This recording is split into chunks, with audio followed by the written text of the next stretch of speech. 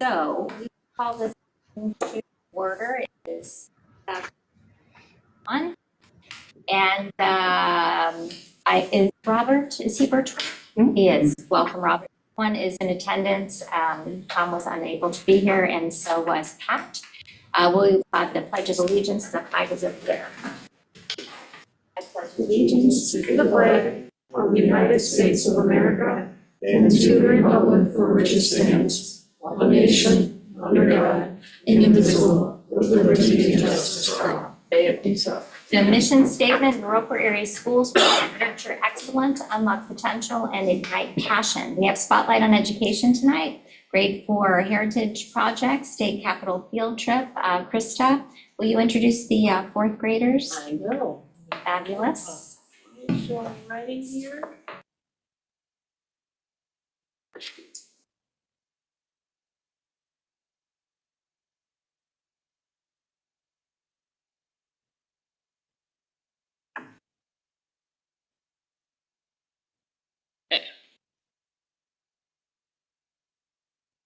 So the speaker is right up there. Do you see it up there? Just so, and then you're also going to, the meetings are recorded, and so you'll also be recorded too if you want to take a look at it later. Let me just grab my paper here. So our 4th graders have completed their Heritage Fair projects, and we have 2 fabulous 4th graders sharing their projects with us today. We did have Kate scheduled to come for Mrs. Schneider's class, but she was absent today, so she wasn't able to come share with us tonight. But we have Case from Mrs. Brown's class and Emmy from Mrs. Kate's class.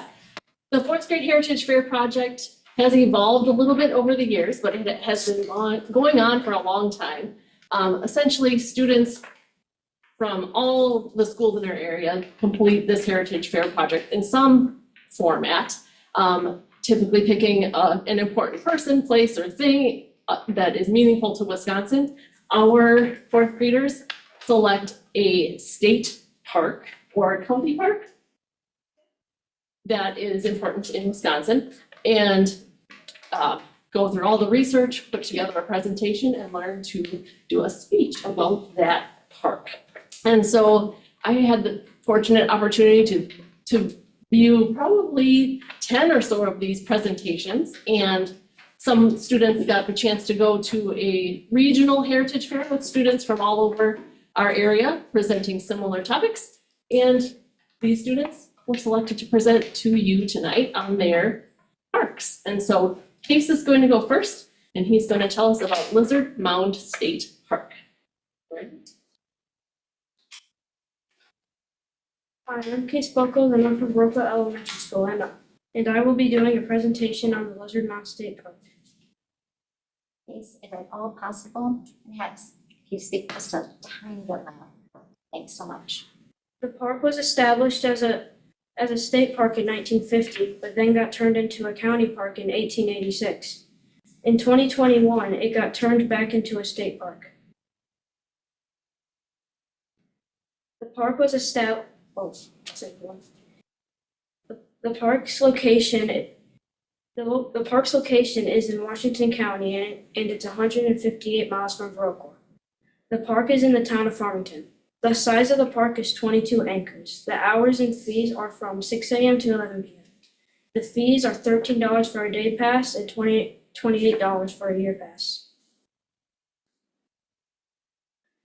The mound builders lived between 580 and 1280. The builders made all the mounds animals and people. Some of the mounds were built for burial, but they don't know the other reason. For recreation, you can mostly just hike. You can also observe the mounds. They don't have a lot of other activities because they want to respect the mounds. Here are some interesting facts about the park. There are 23 mounds, and they are also the most diverse and largest mounds open to the public. The park got its name from a big lizard-shaped mound in the park. Most mounds are 2 to 6 feet tall, but can be hundreds of feet long. There are 5 different shapes of mounds: linear, panther, lizard, conical, and bird mounds. The park's important to me in Wisconsin because it protects the mounds and wildlife. It also gives people an opportunity to see the mounds. There used to be about 10,000 mounds, but now there's less than 10% left. Any questions? Have you been there? No. Why are there only 10% left? Because of people like building houses and like farmland took it. So they didn't. A fun fact, we have mounds on our farm. I know there are some mounds in Vernon County also. Did you know that? Are they preserved, Robert? Robert? They are preserved by us, and we were just made aware of it probably 10, 15 years ago that we had mounds.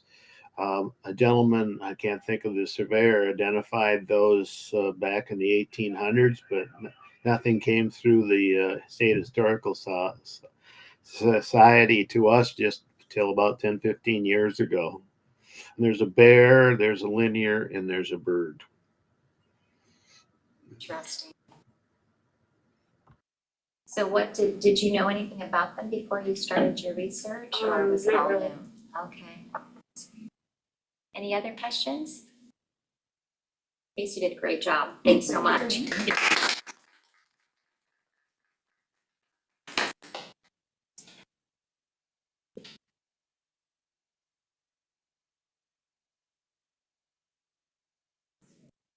So while you're starting, it's really nice that you were willing to come tonight on a, nice warm weather evening. So thanks for giving your time to come and speak also.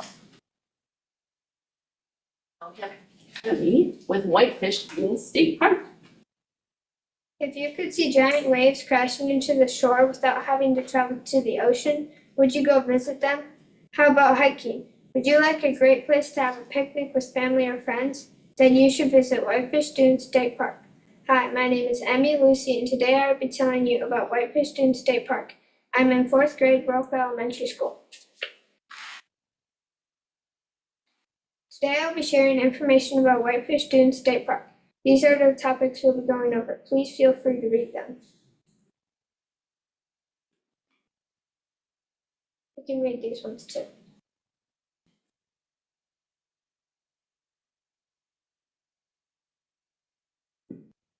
Location. If you were to use the method as the crow flies, the direction will be northeast of Viroqua. If you were to drive to Whitefish Dune State Park, it would take you about 4 hours and 35 minutes from Viroqua, which is 260 miles away. It is located in Door County.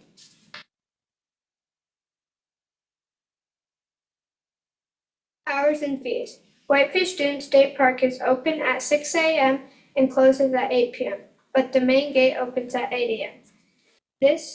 The park is open year-round. A daily pass to get in the park is $13, and a monthly pass to get in the park is $28.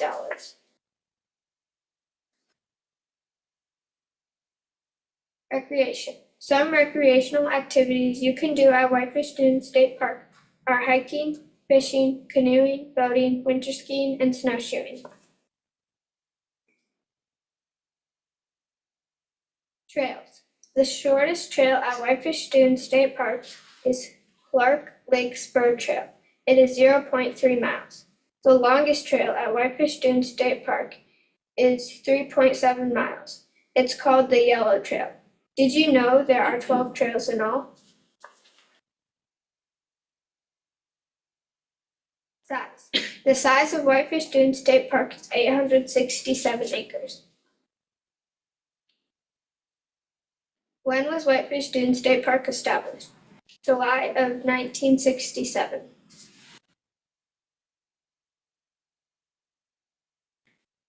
History. Fun fact, people have been at Whitefish Dune State Park for over 2,000 years. Old tools were found. There was a sunken ship from a long time ago at the bottom of the lake.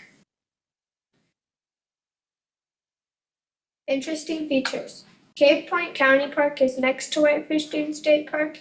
Even though there's a beach at Whitefish Dune State Park, you cannot go swimming in it because the wave currents are too dangerous. Cave Point County Park. Cave Point County Park has about 20 acres and 900 feet of shoreline. Sometimes the waves crash into the cliffs and shoot up really high, over 30 feet. There is a half-mile trail through the forest with birch, maple, and beech trees. You can go kayaking and have a picnic at Cave Point County Park. How did Whitefish Dune State Park get its name? Whitefish Bay. This park is important to Wisconsin. This park is important to Wisconsin because it is next to Cave Point County Park. I would want to visit this park because there are sand dunes and I have never seen sand dunes before. This park is important to me because there are pretty views and the waves are really big even though it is not an ocean. Thank you for listening to my presentation. Anybody have any Any questions? questions? You should go. Favorite parks. It's Natalie, beautiful up there. Natalie was jumping off the rocks. All my girls have jumped off those rocks at Cave Point. We actually were on the beach at one point, so they must have closed it since then. And camping, do they have camping there? Surprised that they didn't. I didn't see any Yeah. pictures of camping. Do you know, do they allow scuba diving at the boat? I don't know. I didn't, well, it said you can't swim there because it's too rough, but I was wondering if they permitted scuba diving just because they had a shipwreck there. Kind of cool. And do you happen to know whether the $13 day pass is for one person or is it for a car with multiple people? Do you know? So do the two of you, are you going someplace else to present now, or did you already, is it just within our school? Just within our school. Within school? I know a long time ago, there used to be some competition, I believe, with some other schools for this project, so. There were some other fourth graders that went to Warren's a couple weeks ago Okay. and shared their presentations. It's not really a contest, Sure, but just sure. seeing how other schools, what they selected and how they decided to research and present those topics as well, so. I think that you both chose very well. They were interesting places to go, and I hope that you're wanting to go there to get through there sometime because it looks pretty fun. And you did a great job, so thank you.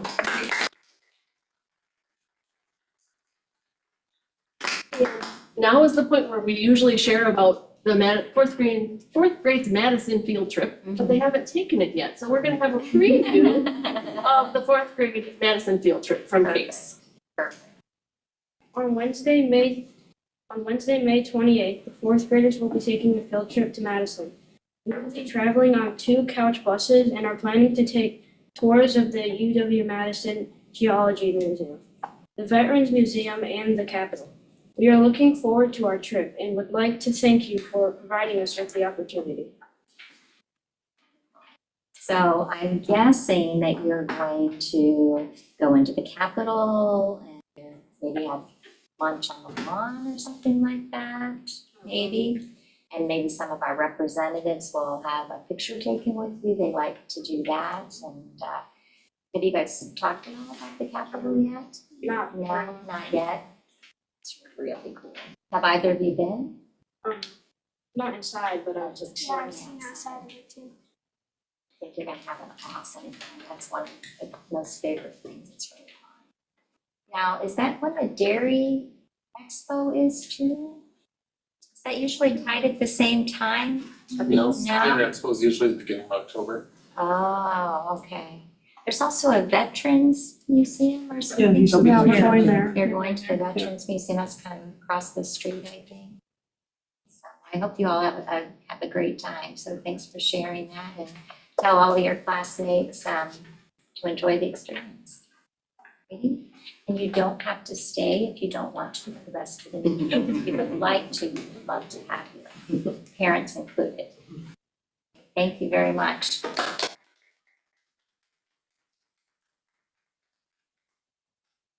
So the next topic is committee reports. Thank you. Thank you. Committee reports, Kim, compensation. Yeah, we've had compensation meetings, but it's all for negotiations, so it's all been in closed session. Thank you. And we don't have any public comment, do we, Beth?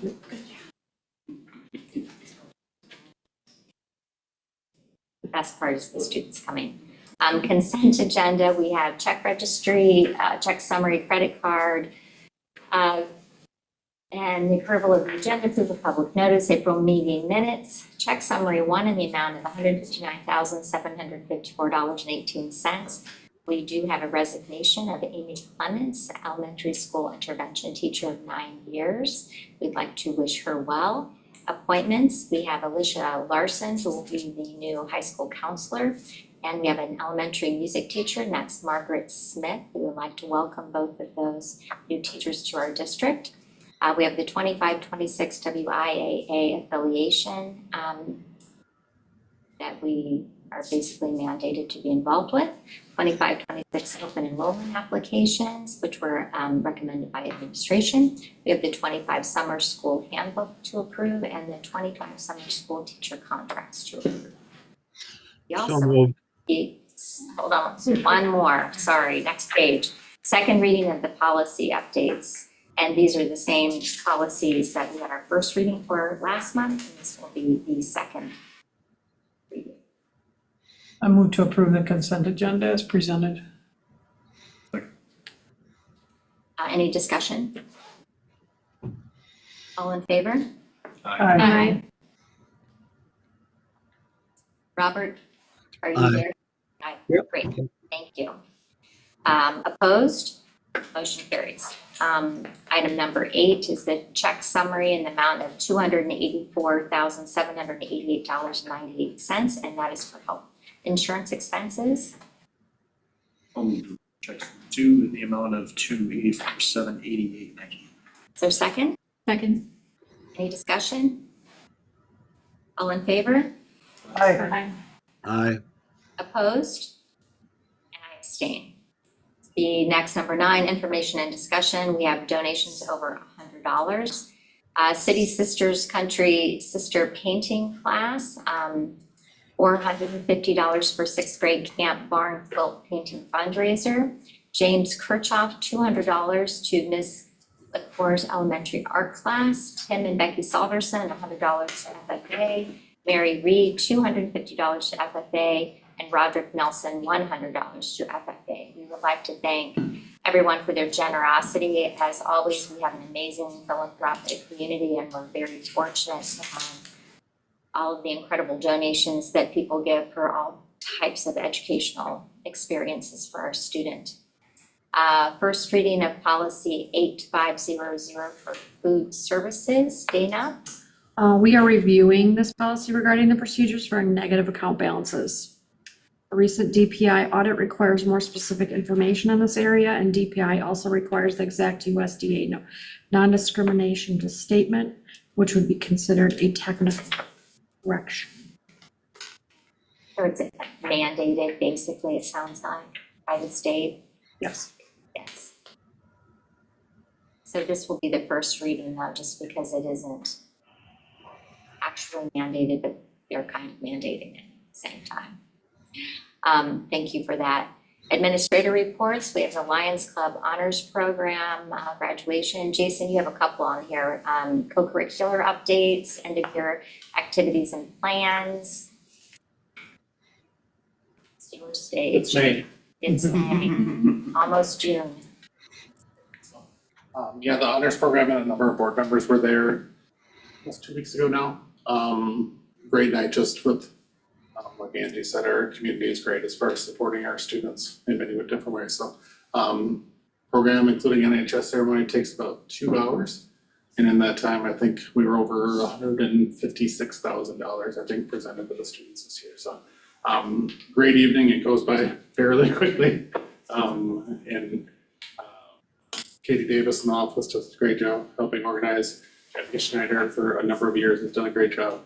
She told me at the presentation I could not bring special recognition to her. But it was okay, because some in this room did before I even got to the podium. So I didn't break my promise there. So, graduation we have coming up. So seniors' last day is tomorrow. Graduation practice Thursday.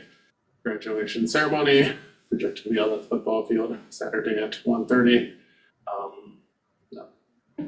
Would like product, 2% chance of rain now, but might be one of the coolest ceremonies we have, which I was telling about senior parents today. It's perfectly fine with me because I have the suit coat on, and if you remember the first one we did outside was that one we did in like June or July. So that was at 10 a.m., but that was a little bit on too warm side, so hopefully that'll all go great. It's kind of windy through there sometimes. It can be. Can be a little bit, so, but hopefully it'll be a great event for us and honoring for the students. So we typically have done 3 rows on the track, with this class being bigger, we may have to do 4 to see how that goes, so. But if you remember back to the first year we did it, we had to space the chairs 6 feet apart, so. But we made that work, so we can pretty much make anything work at this point, so. End of the year activities, the last day of school.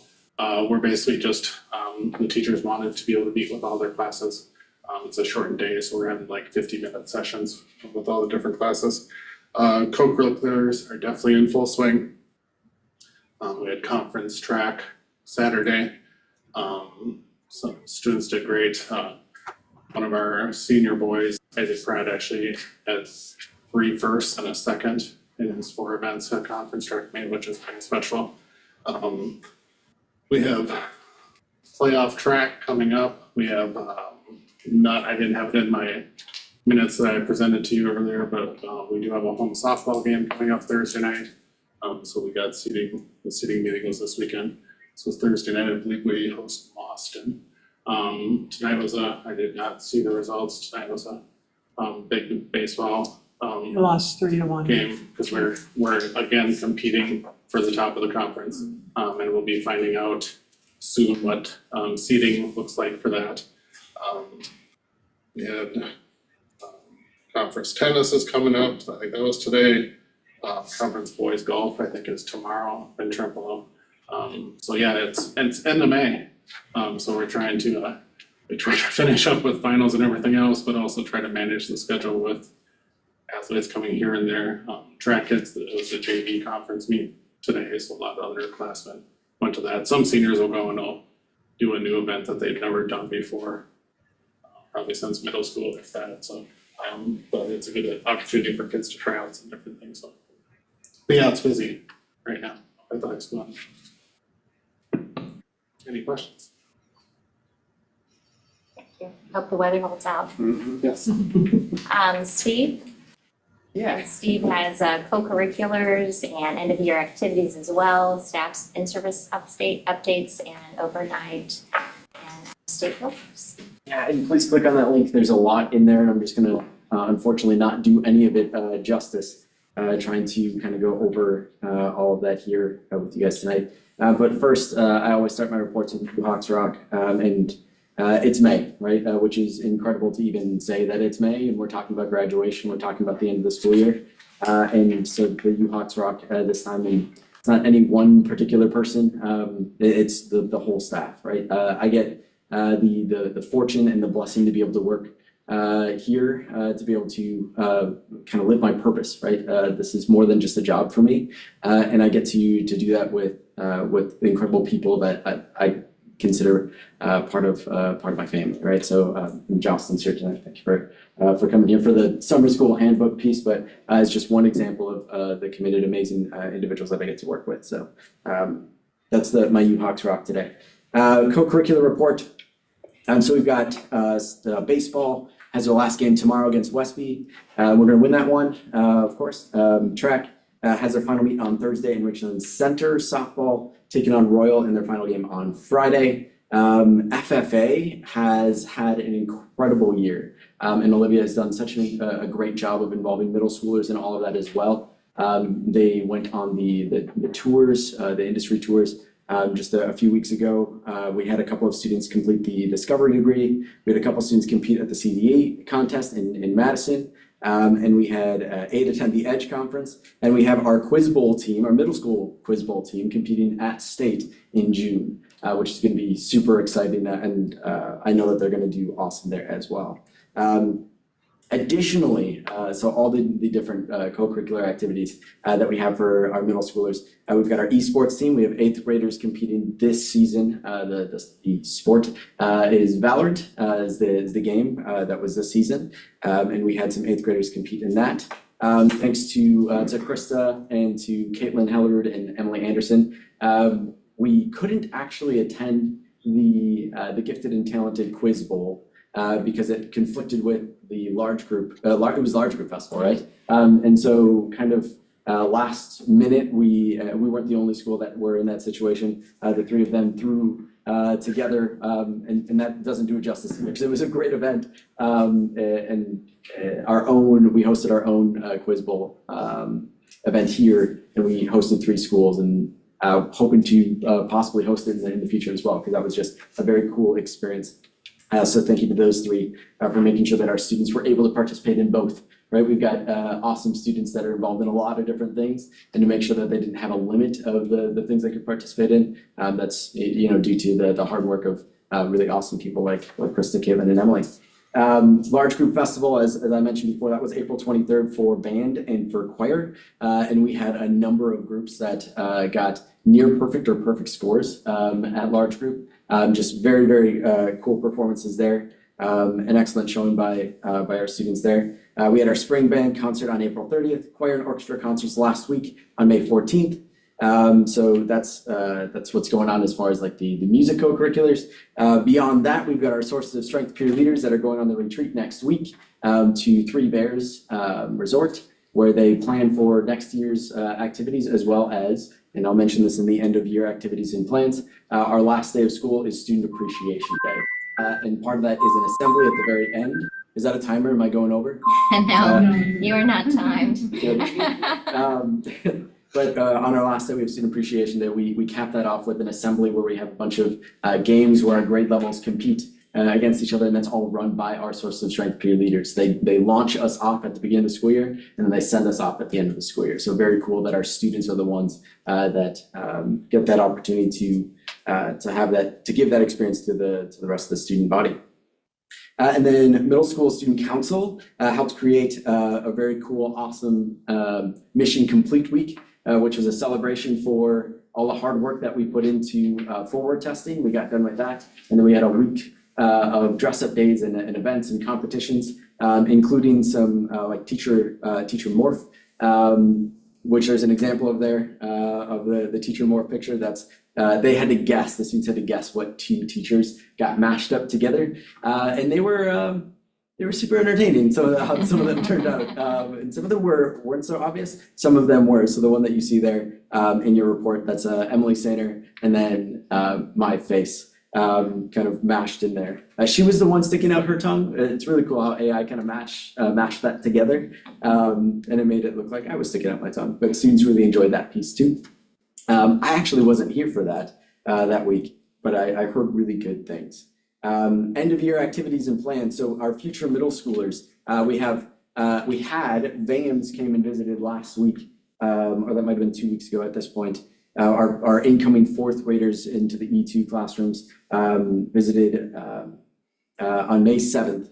So that was, 2 weeks ago. They got to meet with me, which was by far the most boring part of their visit. Then they got to do some classroom tours with some of their classmates for next year and their teachers, and then got a tour of the building as well. And then this Thursday is when we welcome next year's 5th graders in the traditional school setting, are going to be visiting with our 5th grade teachers. They're again going to get some speaking with me too, but that's again the most boring part. But they also are going to have recess and lunch with our 5th graders, get an idea of what that experience is like, have an opportunity to have some question and answer opportunities with some students and our 5th grade teachers. And our 5th graders get an extra long recess that day, an extra recess, so that our 5th grade teachers are available. So it's a good experience for them too.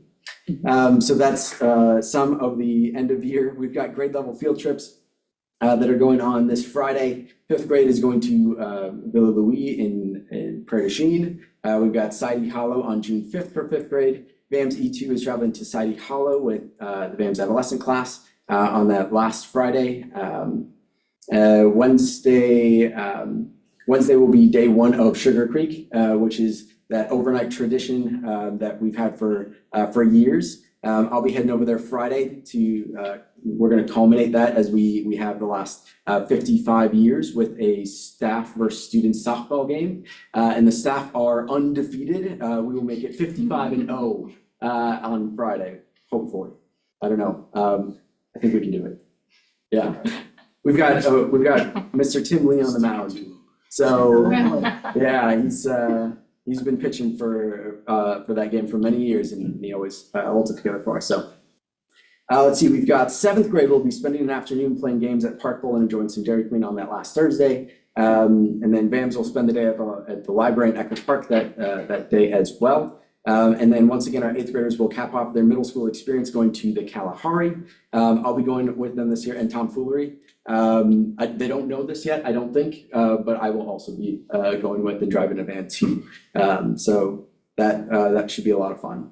A shout out to our parent group, our middle school parent group, for putting together a really awesome middle school dance, which is the first one since I've been here that we've had. It was 6th through 8th graders, and there was something like 120 students that had signed up. I don't know, we don't have like a total tally of the number of students that came, but it was very well attended. And so you could tell that it was meeting and meet. Our schools definitely wanted to dance. Very cool that our parent group was able to get that together. So especially Caitlin Hickok and Dawn Hansen, but the rest of the parent group too did a really great job. And we had some staff that served as chaperones there as well, including Jocelyn. Thank you for doing that. June 3rd, this is an event that's coming up here, which is kind of the first time that we've done this. We've got a VMS Blackhawk block party. So we're partnering with some community organizations, entities. Organic Valley has donated all of the hot dogs and ground beef that will be served there. We're gonna grill it fresh on the grill. We've got Smoky Joe. We're borrowing the grill from VARC. They're gracious enough to let us borrow their big grill. Because when you're grilling that many hot dogs and burgers as we're hoping to grill, you need a big grill. And then we're also partnering with the Bigley Pool. We're gonna have that open with games and activities and prizes there as well. And then Sleepy Hollow is going to bring their vintage ice cream truck, and they're gonna be giving out free ice cream as well. This is where we're at right now, but we're still reaching out and hoping to partner with some other community organizations and groups as well to provide even more really cool opportunities for our students on that day. So that is June 3rd from 4 o'clock to 6 o'clock. It's open to not just the middle school students, but their families and siblings as well. So please make sure that you come out and attend. And that's true for VMS and for VAMS. So please come out and attend. As I mentioned before, Student Appreciation Day, I'll breeze over that because I feel like I'm getting long here. So we'll jump to staff in service update. So on May 2nd, we invited 3 wonderful women from CISA 4, Jenny Riggle, Christy Tainter, and Abby Fernan, who came and spoke with our staff about mental health in schools. So it started off with an hour-long presentation for all of the staff together, where they went over some data, kind of giving the impetus for why it is that we're talking about these things. So both local and statewide data, showing the number of students that are experiencing mental health crisis right now, right? As well as going over the life experience differences between the 2 generations that we currently have in school right now and our generation, right? Namely, our experiences and how we learned a lot of our like social skills was a lot like, hey, get out of here and don't come back until dinner, right? Is not really the typical experience anymore, right?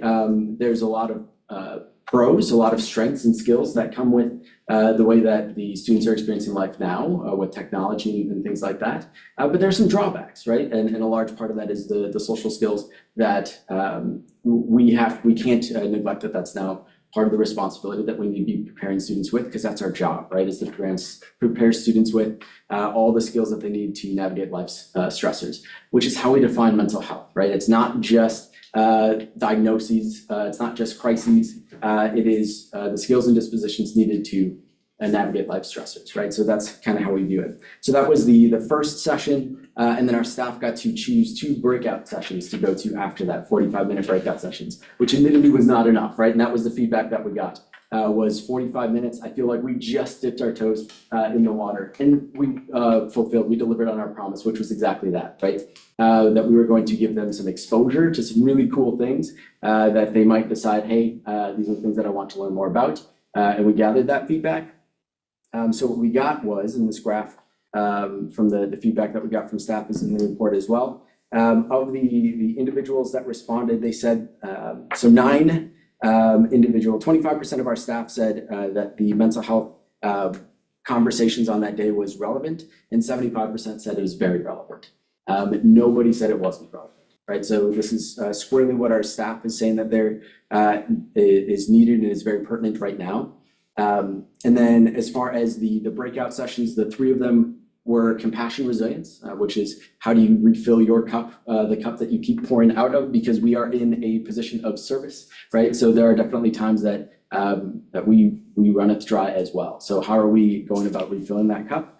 As well as PERMA, which is some strategies, quick strategies that you can implement in your classroom to build a more engaging experience for your students. As well as the neurosequential model of education, which is just it's research-based. If anyone has read What Happened to You by Dr. Bruce Perry, and Oprah Winfrey was part of that book as well. So if you've heard of that book, that is this work, the neurosequential model of education, which just gives us a framework to better understand some of those more frustrating moments with our students where we feel like we're doing all the right things, and yet they're having a hard time attending to the learning. So we dipped our toes in those waters and got a lot of feedback as far as, good stuff. We had 65.7% of our staff say that they wanted to learn more about the neurosequential model of education specifically. That was the most popular of those topics. And then to finish up, overnight and out-of-state field trips, really quickly. There are 3 of them. So out-of-state field trips for next year. 5th grade will plan on going to the Driftless Conservation Center in Lansing, Iowa again. That's usually in early November. And overnight trips include the 6th grade field trip to Sugar Creek, and then the Sources of Strength Career Leader retreat, which you guys heard about tonight as well. Any questions? Do you want to add anything at all? It's the meeting that we had with those 3 women was extremely awesome. We learned a lot that day. Very beneficial. Well, you also spoke about summer school. So I didn't know if you were you the one that was working on the handbook somewhat? Yes. We'll get to that next. Okay, all right. I just didn't want to leave you out because I was guessing you were wanting to speak to one of those topics. Yep, that's on here. Next, yeah. So, that's a lot. It was a lot. A lot going on. Yeah. That's good stuff. Yeah. That's really good stuff. So thank you. I feel like I don't always talk, but when I do, it's gonna be long-winded. Sorry, guys. Thank you for. No, don't be sorry. Yeah. That's why Appreciate you're it. here. Yeah. So to share that with us. Yeah. Is there going to be a follow-up on the mental health? Are you going to? Thank you for that question. Yeah, so the next steps, it's a difficult question to answer, right? Especially with the transition with Dr. Weezy and Dr. Hill coming in. We don't want to put the cart in front of the horse, right? That's a big portion of our administrative team. As you guys are probably aware with conversations with Tom, one of the things that we're doing as an administrative team is looking into the entrepreneurial operating system, right? Just trying to be more intentional about what are our big rocks, what are the priorities, the things that that are our focuses right now. We're going through the process right now of identifying essential standards, and it's a very similar conversation around all the things that we do are important, right? We can pull so many levers right now. But the question isn't what ones are important, it's what ones are going to be our focus right now. What's going to be the highest leverage things right now. So that might be these conversations with the Mental Health Guiding Coalition and having the individuals from CISA4 come in. We've at least now gotten enough to be dangerous, right? To know whether or not that should be a priority, but I can't really speak to, that would be the next step, is identifying what our priorities are and determining, dependent upon what those priorities are, will kind of dictate what those next steps are with the Mental Health Guidance Coalition. Understand? Yes. Yep. Any other questions? Thanks. All right. So Pat couldn't be here tonight, so just very quickly, he sent a few things from the elementary school. The Scholastic Book Fair, 4K to K Book of the Month, invertebrate presentation, 4K Families Picnic, Bethel Maplewood visits, Vernon Manor visits, Vernon County Solid Waste Recycling visit, Kickapoo Valley Reserve, 2-day swimming for all students at Bigley Pool, 3rd grade, North Skedalin Macintosh Library visit, Vernon County Museum, kindergarten animal tracks, 4 Acres School, Eckhart Park, Children's Museum, Elementary School Building, Carnival, Title I Family Night, BAM Celebration of Learning, incoming 4K Parent Night, 4th grade visit to middle school, 3rd grade BAM students visiting E2 classrooms at middle school, which some of this has already been said, BAM's bridging ceremony, student-led E2 local information, finding field trips, and lots of good things. They're going to continue to look at how to improve the Guiding Coalition, the CoLab, and mental health, which you already spoke about, Steve. They're going to continue looking at academic and behavioral systems and how we can improve outcomes for all students. Continue the dedicated work staff put into implementing components of Act 20 to ensure all students receive high quality literacy instruction and support. Driving our continuous improvement will focus on collaboration and adult learning and practices to improve student achievement through the collaborative learning teams. And then he thanked the ES and BAMs a wonderful school year. So some of that was already said, but I know there were a few parts in there. So the next item then is Krista. She has the overnight and state field trips as well as summer school business community. I jumped ahead. I apologize.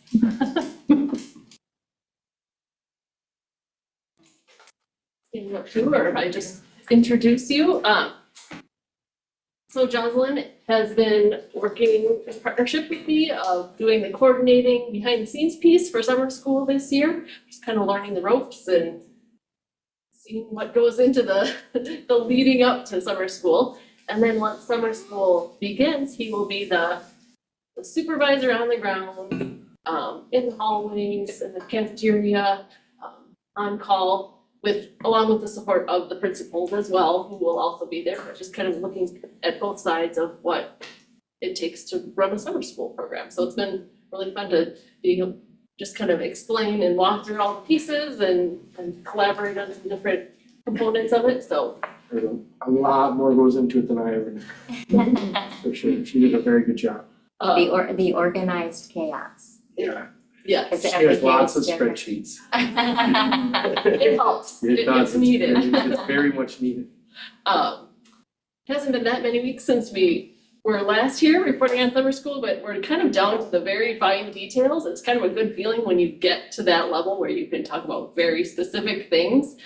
Because there's been so many steps that have gotten to that point, but we're at the point where teachers have gotten their class assignments and their rosters shared with them.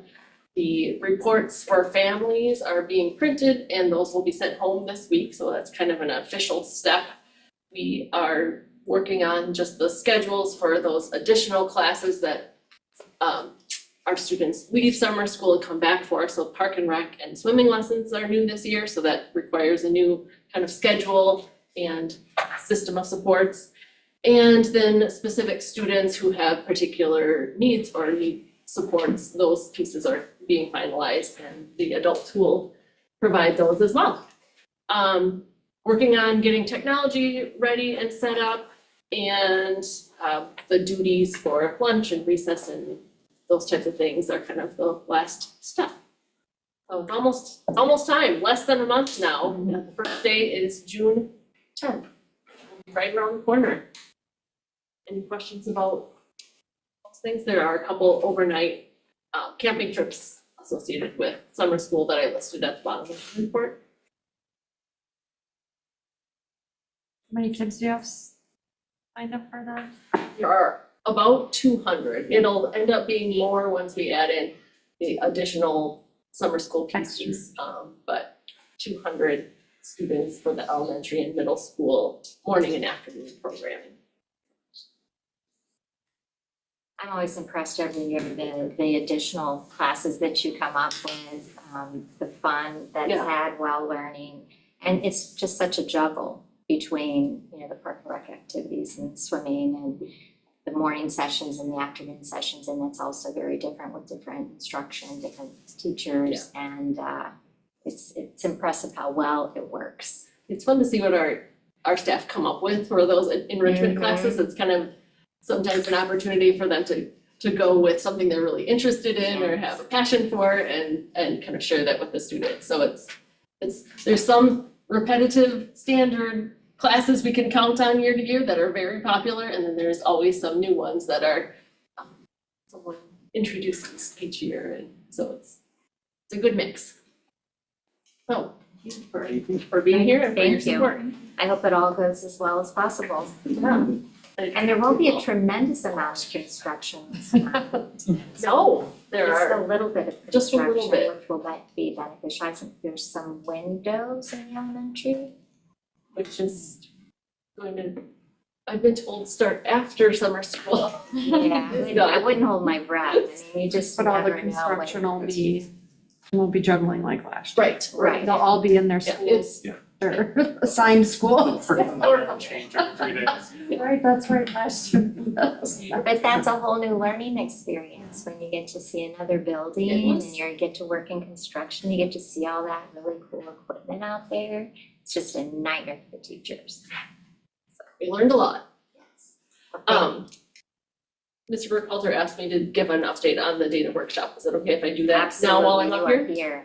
So a week ago, we were in this room and we had our data workshop, which was our business leader linkage, and we were very thankful and fortunate to have so many of our business representatives attend and give us their time and their thoughts and their engagement in the conversation we had that night.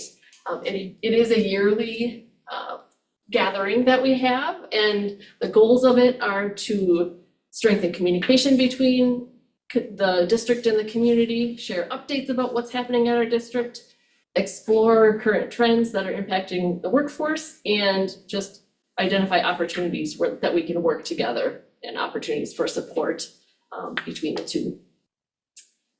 We, just looking a little bit at what we did that night, we ranked some key issues and trends in our community. We talked about some essential workplace skills and did a best protocol activity to identify first what the characteristics of an ineffective school and business relationship would be like, and then looked at those and reversed them to define what the qualities of a strong and highly functioning partnership would look like. And then wrapped up the evening with a tour of the tech, ed, and ag space, and talked about perhaps switching the meeting to an earlier time of the school year next year, just to see if any that would produce any different outcomes with some things that we could perhaps do that's during that school year yet. So just kind of playing around with the date of that workshop in the future. Many of you were there. Did I miss anything? No, it was well attended. I think that anything that we can do to build those relationships, and, you know, we spoke about having more people from our community come in and speak to our classrooms on whatever their area of expertise is, and wanting more of that, and more of an awareness of our students as to what kind of businesses are in our area and what that might look like for them once they want employment, whether it's while they're still in our school buildings or after they graduate. And because we think that there's probably a gap between the awareness of what students know about the businesses in our community and our businesses knowing that we would really like them to be engaged in our classrooms. So that's my take on it all. And we'll either start meeting maybe in September or October. We'll wait till our new administrator was in the position and kind of come up with a more defined schedule. It was great having them at the end. There's never a good time. It's kind of what we figured out because everybody is so busy. But the end of the school year, they didn't feel perhaps that they could then say, oh, this is awesome. We'll be there for this classroom at this time. That would be better in the fall. So we'll work on that. Anything else? Great, thank you, Krista. Okay, we have board report, Laurel High School update. I don't think that they had a meeting since our last meeting, did they? I don't believe so. There was one, Okay. No, I'm not sure, because I missed the last two, which is why. Right. So Sarah is going to be going to those board meetings and meeting with them versus Vicky. Vicky's work schedule has changed and Sarah is willing to do it, so we're excited that Sarah will take on that position. And for some reason in my head, I don't think they did, but I could definitely be wrong. So anyway, It Sarah, might have thank been you. a week right after our last board meeting, Um, and Were you there, Jason? I was not, but I was thinking that the last month that we knew one was just coming up soon, so Okay.